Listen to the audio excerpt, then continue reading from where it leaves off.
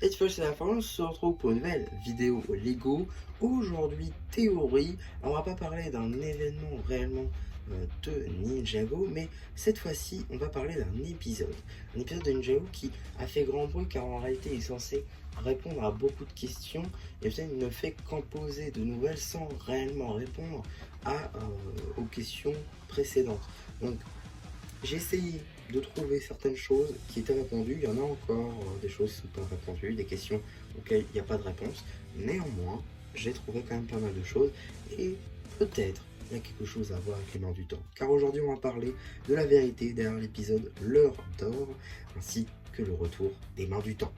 Tout d'abord, on retourne sur l'épisode. Évidemment, je vous renvoie sur la chaîne YouTube de Lego si vous ne l'avez pas vu. Mais donc, on prend le cas de Wu, Crux et Acronix. Ils vont dans le passé, on l'a bien vu, hein, ils remontent le temps.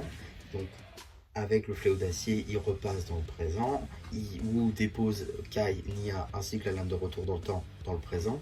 Et après, ils retournent dans le passé. Donc on l'a vu, maintenant, Wu, Crux et Acronix, surtout les mains du temps, connaissent le passé des ninjas, donc c'est-à-dire entre saison 1 ainsi saison 1 à saison 7, parce que du coup, Crux autant pouvait le savoir avec les infos, même s'il n'aimait pas trop la télé, et Acronix, lui, n'en savait rien, il était perdu dans le temps.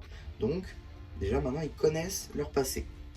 Ensuite, ils connaissent aussi le futur, car on l'a vu, ils sont allés jusqu'à la saison 15 avec donc les vipères, donc les merlopiens. Donc, on l'a vu, ils connaissent aussi le futur, c'est-à-dire après saison 7. Maintenant, on sait aussi que Bébé Wu, dans sa tenue donc End of Time, retourne dans le présent, ce qui veut dire que c'est comme ça que Misako l'a retrouvé, c'est-à-dire qu'il est dans le portail et on voit un bébé Wu qui traverse un petit peu le temps et qui retourne, on imagine, parce qu'il y a une petite lumière après, qui retourne dans le présent. Et donc c'est comme ça que Misako l'a retrouvé car il portait sa tenue de quand il était parti, celui c'était un bébé. Ensuite, il revient donc un an après, donc le voyage entre Wu et les mains du temps a duré un an pendant lequel Wu essayait d'empêcher les mains du temps de changer quelque chose, même si on pense qu'ils ont changé quelque chose, étant donné que les ninjas ont changé de physique, ce qui expliquerait pourquoi ils ont changé dans le chara-design tout simplement des ninjas. Ensuite, on voit aussi que Wu bouge, mais pas le fléau d'acier. Ce qui veut dire que le fléau d'acier est coincé à un niveau du temps. Car Wu bouge, on l'a vu, et donc retourne en saison 8. Par contre, les mains du temps, ils sont dans le fléau d'acier, du coup, parce qu'on les a pas vus hors. Mais ils sont dans le fléau d'acier, mais le fléau d'acier ne bouge pas, contrairement à Wu. Il est bloqué dans le temps, sans doute à cause de la lame de pause qui a dû avoir un choc, on imagine. Donc, ils sont coincés au niveau de la saison 8, ce qui expliquerait aussi pourquoi on a un changement de design des ninjas.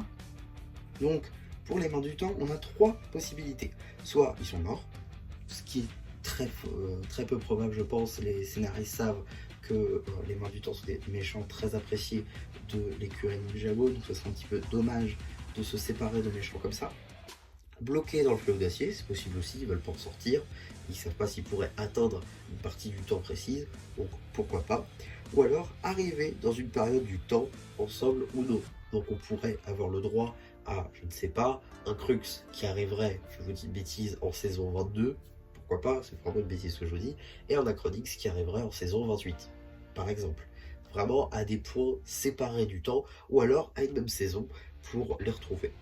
Pour moi, ce seraient les questions, les réponses les plus plausibles à ce que je vois au retour des mains du temps. Ça m'étonnerait que les scénaristes se séparent de tels personnages. Ils savent que ce sont des personnages appréciés et ils ont aussi dit que un pouvoir ne se transmettait pas parce que l'ancien maître était coincé quelque part. Donc, ça m'étonnerait que le pouvoir du temps soit retransmis autre part. Enfin, je pense qu'on retrouvera les mains du temps dans Dragon Rising, c'est sûr et certain, autant que Nadakan. Ce sont des personnages, des méchants assez iconiques dans la gamme Ninjago. Ça m'étonnerait qu'ils s'en séparent comme ceci, et je pense qu'on les reverra. Peut-être pas tout de suite dans Dragon Rising, mais au moins un petit point.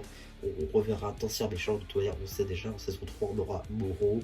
Le méchant après Moro, c'était Nadakan, donc pourquoi pas le revoir en saison 4. Donc voilà un petit peu pour ma théorie sur la vérité derrière l'épisode L'heure d'or ainsi que le retour des mains du temps. J'espère qu'elle vous aura plu.